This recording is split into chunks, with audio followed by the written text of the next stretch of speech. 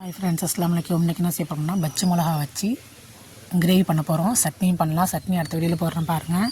கிரேவிக்கு தேவையான பச்சை மிளகா 2 எடுத்துக்கிட்டேன். பச்சை மிளகா 2 எடுத்துக்கிட்டு எண்ணெயில் தனியாக தண்ணி எடுத்து வச்சுங்க. எண்ணெயில் போட்டு தனியாக வறுத்து எடுத்து வச்சுங்க. இந்த பச்சை வாசனை போகிற அளவுக்கு நல்லா வறுத்துங்க. எடுத்து வச்சுட்டு கடாயில் பச்சை வாசனை போயிடணும். அப்புறமா ஒரு பேஸ்ட் ஒன்று ரெடி பண்ணுங்கள். தக்காளி 3, முந்திரி ஒரு 5 போட்டுங்க.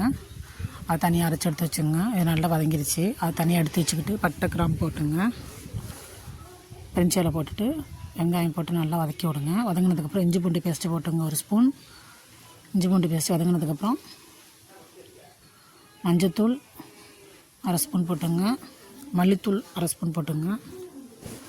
ஒரு நல்லா வதக்கி விடுங்க. எல்லாம் மிக்ஸ் ஆகணும். நல்லா மிக்ஸ் ஆனதுக்கப்புறம் அரைச்சி வச்சுருக்கோம் தக்காளி முந்திரி பேஸ்ட்டு ஊற்றி கீழே ஊற்றுங்க. ஊற்றி நல்லா எண்ணெய் பிரிஞ்ச அளவுக்கு வதக்கி விடுங்க.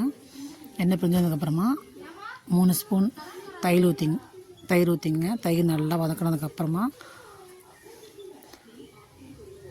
நம்ம வதக்கி வச்சுருக்கோம்ல பச்சை மிளகாவை எண்ணெயில் அதை அப்படி எடுத்து இதில் கொட்டி நல்லா மிக்ஸ் பண்ணி விடுங்க. பண்ணிவிட்டு